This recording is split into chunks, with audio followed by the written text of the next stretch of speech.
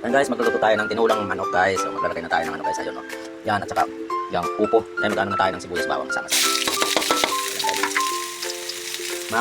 Ma, akin na nga yung sandok niya na malaki. Ayan guys, para ano na tayo, pang-ulam ng mga bata. Ayan.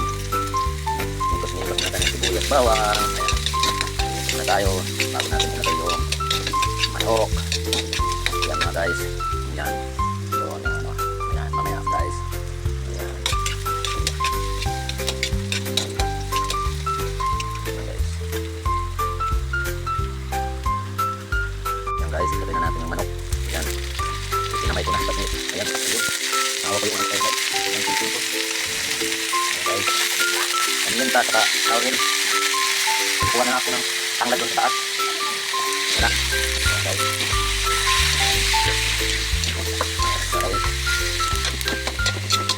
Guys, okay, mamaya na guys, pagkaluto. Ayan. Ayan guys, luto na yung aking tinulang mong manok, may malunggay at saka popo. Ayan guys. Ayan guys, yum yum. Ayan mga guys.